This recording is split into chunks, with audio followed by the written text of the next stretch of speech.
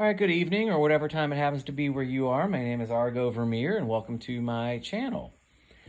This channel is the channel associated with my blog, unreformingtheology.com, and you can check that out. I won't explain why it's called that. I've had it for a long time, and it's gone through some evolution, so I used to deal with a lot of examining the what I would submit as the false doctrine of Reformed theology, because that's the religious tradition I'm from until I left that.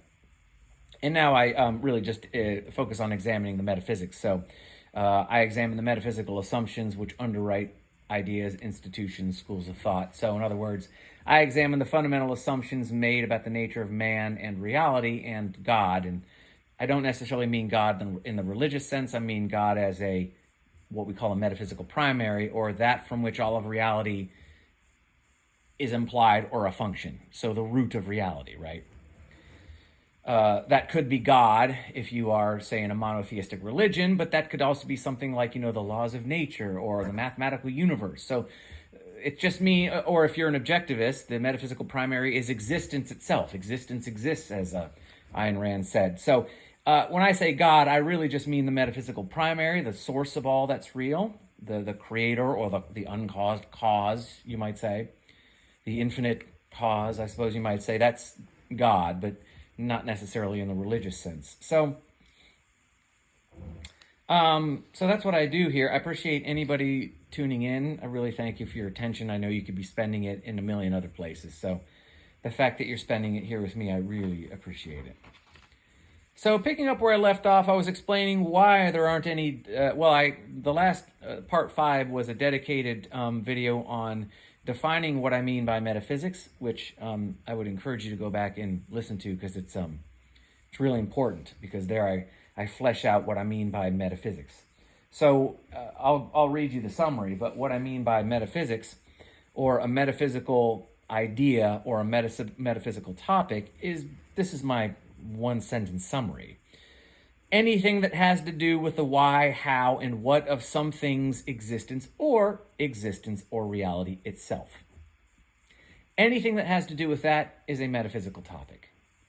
The nature of reality, what it means to exist, to be real, how you got here, anything that has to do with how existence actually exists, how reality manifests itself, the how, why, and what of reality itself. That's metaphysics.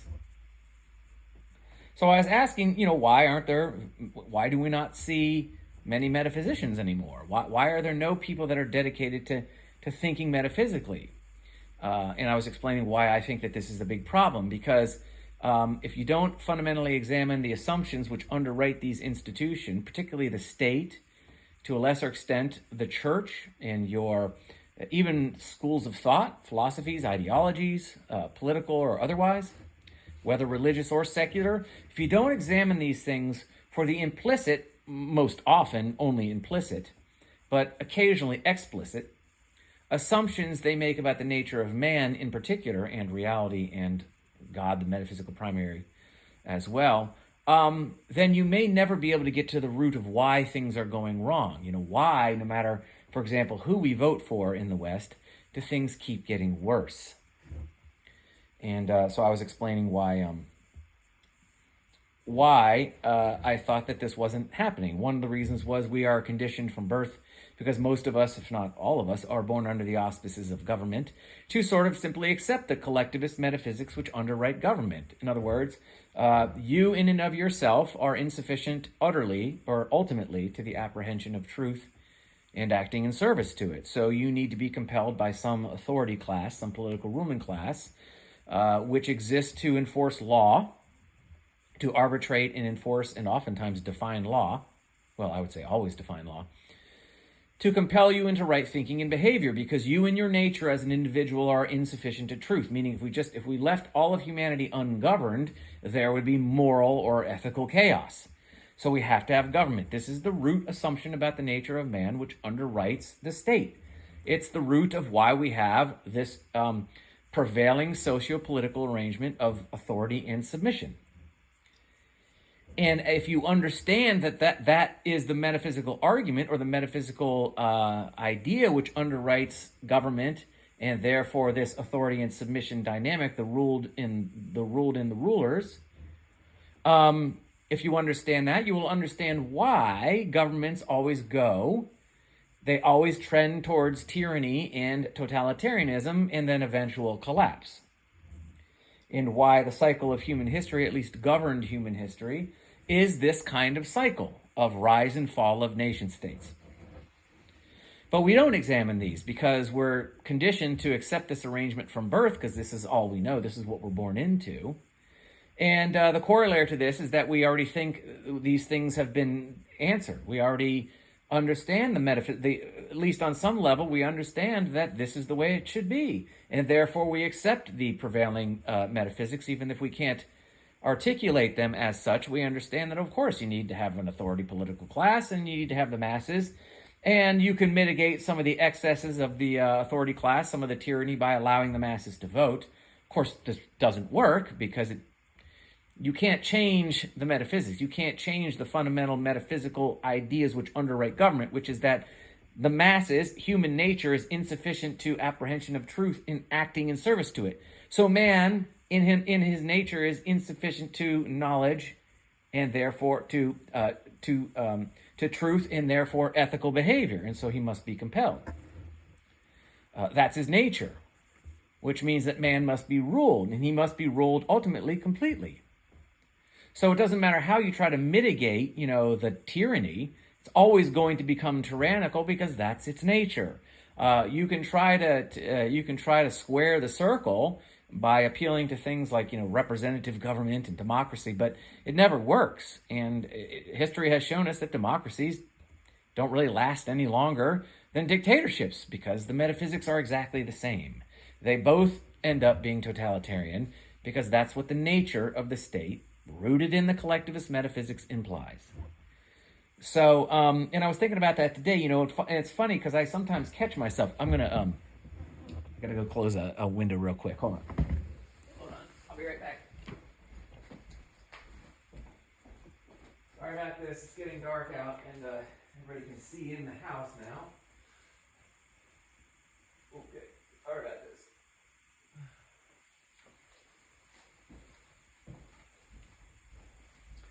Okay. So what I was going to say was, sometimes I'll catch myself, even I can even get caught up in the idea of thinking that, hey, things really should be better than they are. It's like, why can't we just get this right? Why can't these politicians just do this thing to make it better for us? And I'll find myself still, after being, like I said, I have been an individualist and have rejected collectivist metaphysics categorically.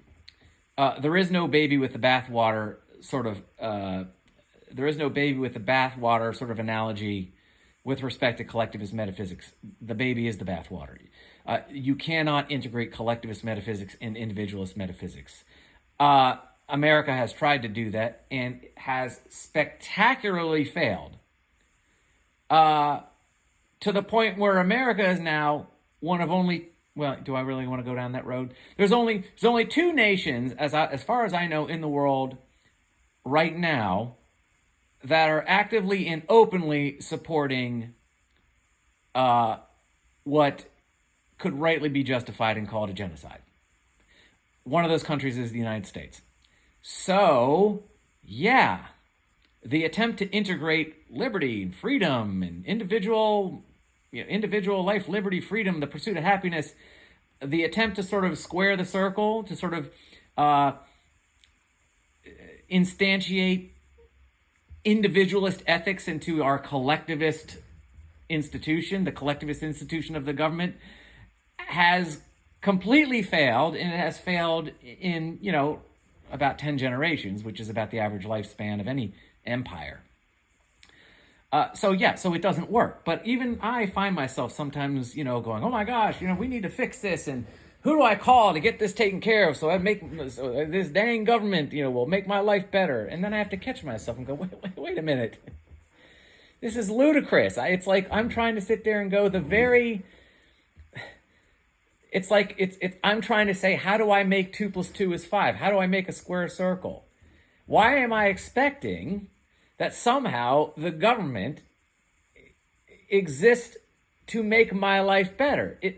This is not why the ruling class exists. The ruling class exists for its own sake. The masses are the cattle. We exist to enrich the ruling class, whether they know this or not. This is what the metaphysics imply. So the idea that anything will get better because of me is a lie. The only way anything might ever get better for me is if it happens to be politically convenient for my ruling class, meaning I might enjoy some benefits as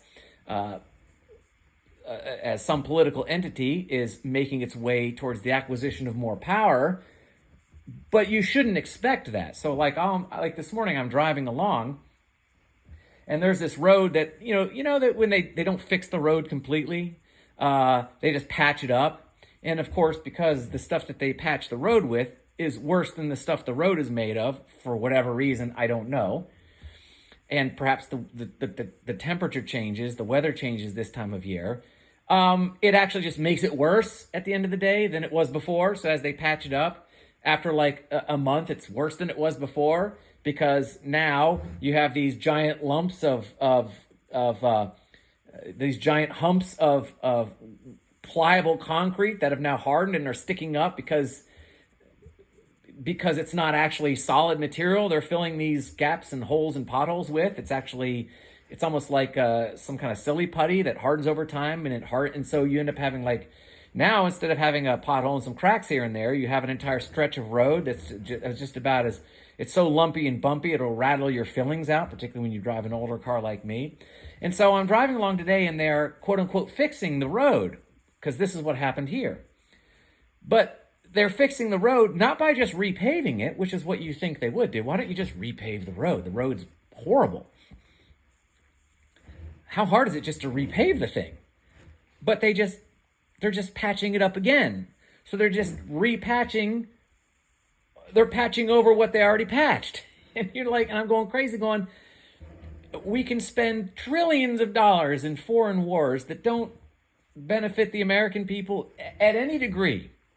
We can, when it comes to like the Middle East and the Russia-Ukraine thing, money is no object. We got more money than we know. We light our fires with it. America has so much money. But when it comes to fixing a road or, helping out an entire region that's been devastated by a hurricane, well, there's a lot of red tape there. It's a little expensive. I don't know. We gotta go back and count our pennies and see if we can afford this. So of course I'm ranting and raving about this, and then I stop myself and I go, wait a minute, what am I doing?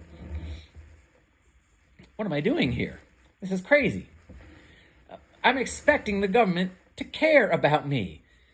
There is a reason, there is a lie. You see, it's not that it's illogical. This is the lie we get caught up in. This is the trap. We get frustrated and exasperated because we think it makes no sense. But it does make sense. There's a logical reason why the roads aren't getting fixed, and homes aren't getting rebuilt, and communities aren't getting rebuilt. But foreign conflicts, which cost trillions of dollars, the highway's wide open. We can't get it there fast enough. You need $1 billion. It's there tomorrow. It's done. It's done. It arrived yesterday. That's how quickly it's done. This isn't madness. It isn't even corruption. We like to use that word. Oh, it's corruption. It's not corruption. It's not corruption in the fundamental sense. The government is doing exactly what the government's nature does. What is going on is entirely in perfect keeping with the metaphysical assumptions that underwrite government. The government exists to serve the interest of the political ruling class, period. Doesn't matter what kind of government you change to, all governments do this.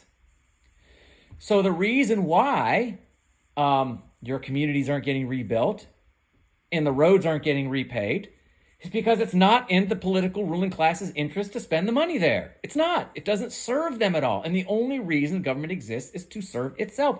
This might sound counterintuitive to you. I might sound crazy. But if you go back and listen to all my videos, you'll understand why I say this.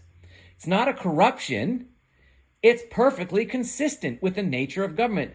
To do this is not a measure of corruption at the fundamental level. It is an absolutely consistent expression with the root metaphysical assumptions which underwrite government. It's perfectly reasonable in that sense. If you accept the state and you accept the metaphysical assumptions which underwrite it, that man in and of himself is insufficient to his own existence, do you understand that this is not corruption? This is perfectly consistent behavior with the metaphysical premises, with the premises that have been accepted about the nature of man in reality and therefore why government exists. And so to expect that it's going to get any better is foolishness. It might get better if it enriches and empowers the state. If it enriches and empowers the state to fix the roads, they'll do that, but not before. And you do get to a certain point where it never becomes in the interest of the ruling class to fix the roads or make anything better for the masses, because there's always something better to do with that money. There's always another place. There's always a more, an easier way to enrich your power and wealth rather than helping out the masses. That's the way it tends to go as governments get larger. Listen, and understand what I'm not saying. I am not demonizing the political ruling class. They are acting in the roles that we, the masses, have accepted. We have accepted that the state, in some form or another, if you're in the West, well, it's bad if it's communist, but it's great if it's capitalist and representative and democratic. They are simply fulfilling the roles that we, the masses, have demanded of them. We, the masses, have said, yes, we need government. And so they're governing. Whose fault is it? Is it their fault or is it our fault? They're not actually acting corrupt. They're acting perfectly consistent. You getting mad about it is the problem. You see, don't be so quick to blame your politicians.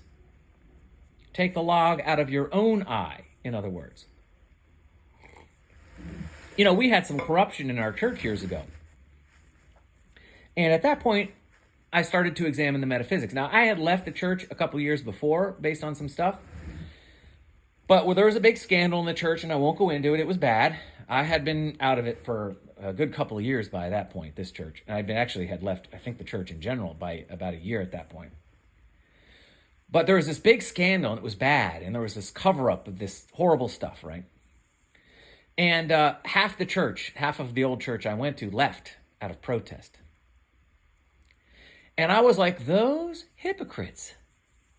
How dare they, by their very reformed doctrine, how dare they decide for themselves that they are sufficient to decide who should be in charge?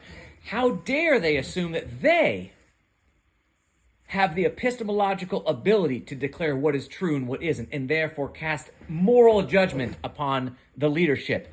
They are hypocrites. They accepted the metaphysics. They accepted the implicit metaphysics which informed that scandal for decades. But now when it all came out, it made them look bad. They all fled the church. Oh, I'm not staying here. I could never be associated with it. You know what they did? They went to another church that didn't have a scandal yet, but preached the exact same doctrine, rooted in the exact same authority and submission theology that they had just left. They preach authority and submission. They preach their absolute insufficiency to moral truth. They preach their absolute insufficiency to morality and right behavior and truth.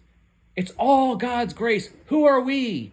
We are nothing. We can't ever know or do good. It's only God's grace. They preached that for years, but when it wasn't convenient for these people anymore, well, all of that doctrine, all of those fundamental beliefs that they had built their entire lives around, well, they went out the window and they ran away. So who do you really blame? Do you blame the leadership? Yeah, sure. Everybody's on the hook for their moral behavior, whether they know it or not, or whether they accept it or not, or believe it or not. You are. Oh, yeah. You can't offload your moral responsibility to somebody else. You're a conscious, self-aware agent. You are, by dint of your nature, responsible to the truth, whether you think you can apprehend it or not. Your nature declares otherwise. And there's proof.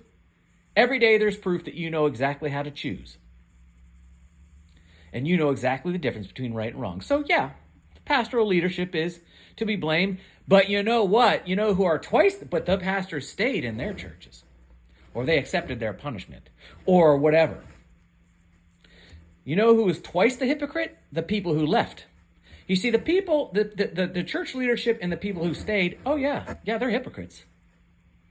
They're hypocrites at the root level. Claiming that they can know nothing and therefore do nothing good, but are nevertheless morally responsible for it, and preach that one should accept Jesus. How do you preach choice how do you preach man's inability to know and act in goodness and then go out and evangelize that the world should choose Christ? You see, so they're hypocrites. But the people who left are twice hypocrites. They are twice the hypocrites of the people who stayed. Because they're the people who preached and sang and praised that very authority submission doctrine for decades. And all of a sudden, when it was no longer convenient for them, they turned tail and run. And you know where they ran to? Another church preaching the same doctrine that just didn't have a scandal yet. Where, when the scandal happens, they'll just run to another church. These people are hypocrites. So, do I blame atheists who were formerly Christians for leaving the church? Of course not. I have my problem with atheists, but I don't blame them for leaving the church. The church has nothing to offer you. You will find death, I would submit, for the most part, in church before you find life. So anyway, my point is, who do we blame here? Do we really blame our political leaders who are just...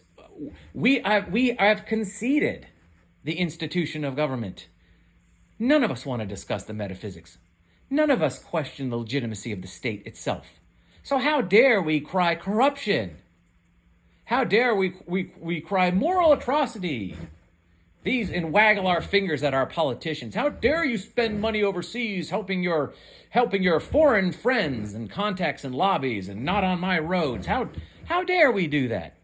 Look, if you are not willing to reject the metaphysics, the collectivist metaphysics which underwrite government, you are in no position to criticize your political ruling class. Your job is to shut up and take it. They're doing exactly what they have to do and what they must do to be consistent with the very nature of government. It's not corruption. It's consistency. The only real change, and the only way you're not a hypocrite, is to reject the fundamental metaphysical assumptions which underwrite the state, which means to reject the state and the existence of a political authority class, a political ruling class, entirely, categorically, and embrace individualist metaphysics and categorical cooperatism. That's the only way you're not a hypocrite. I'm sorry, this might knock me down to one view or no views. People don't want to hear this. Don't waggle your finger like a hypocrite at your political leadership and cry corruption and faint from the vapors that, how could the government do this? Oh my gosh, how could they spend all this money and not take care of their own people? That's hypocritical.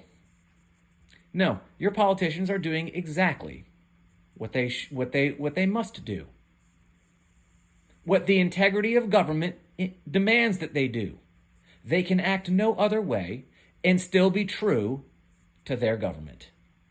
And if you accept government and you accept that the government is a legitimate institution, then you have to accept that this is not corruption. And this is what's going to happen to you, and you have to just like it. You need to accept it, enjoy it, smile at it, and just say, yeah, well, after all, I am insufficient to my own existence. I'm insufficient to the apprehension of truth and acting service to it, which is why we have to have government and be ruled according to law and not according to cooperative interaction or mutual exchange of value. Fundamentally, our ethics have to be legal and not moral. So, this is just the way it goes. And I thank God for government. Thank God they're sending all this money overseas and not taking care of my roads or communities that have been eradicated by natural disaster. Thank God for them doing this, because that's consistent to government and that's what we need. Humanity without the state, we can't exist. Our nature is insufficient in and of itself to exist. We have to be our behavior has to be dictated and compelled by some kind of, I don't know, specially divinely enlightened authority class that somehow gets a pass on their own existential insufficiencies, so that they can rule the rest of us. So anyway, thank God for them. Without them, I couldn't even be here in the first place to complain. Without the existence of government, I wouldn't be able to exist as a human being in the first place, to even complain about it. So yeah, I'm sorry if this feels like a kick in the gut, but look, I'm sorry if you support the existence of government and you complain about political corruption, you're a hypocrite.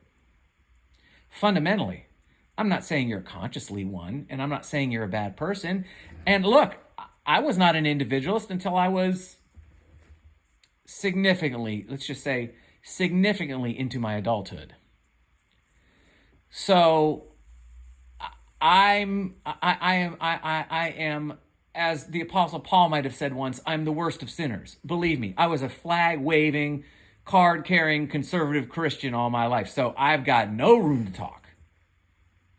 And honestly, it was only basically an existential crisis that brought me out of that nonsense and into the truth. So don't look at this as me waggling my finger at you and saying, you're a bad person. How dare you? Oh, no. I was there too. Believe me, USA all the way. Oh my God, of course we need government. You think I wouldn't have been just however many years ago, a handful of years ago, been like, of course, man, what do you mean? Of course we need government. What are you, anarchists, voluntarists, cooperativists? They're all crazy people. Oh my God, if we didn't have government, it would be an orgy of sin. We'd all be dead. Oh, that was me. So, look, this accusation is self-directed as well. It's not just at you. So, yeah, that's all I really have to say. I'm going to keep this one short. So this went in a direction I wasn't really intending it to go, but I'm kind of glad it did. This is better. I think this is better than what I had planned. So, yeah, I hope that is interesting to you. If you are still listening and don't hate me yet, if you like, share, and subscribe, that would be great. But other than that, there's nothing else to say except, again, love to you all, even though you might hate me now. I get it. I understand. They're hard words to hear, believe me. It was an existential crisis for me. It was, I was almost suicidal at that point before I actually came to my senses and began to reevaluate the very fundamental nature of existence. So I don't know where I was going with that, but anyway, I get it. It's hard to hear, but I do love you, and I thank you for being here. I thank you for giving me your time and attention. I really appreciate it. I'm flattered, and I hope that this I hope that this is helpful, and that you don't walk away feeling accused or guilty or like I'm mad at me. So anyway, sometimes the truth is a little blunt, so sorry if it was offensive, but I had to preach it to myself too. So, all right, having said that, I will talk to you or talk at you later, and have a great night and a great rest of the week. All right, take care, guys. Bye.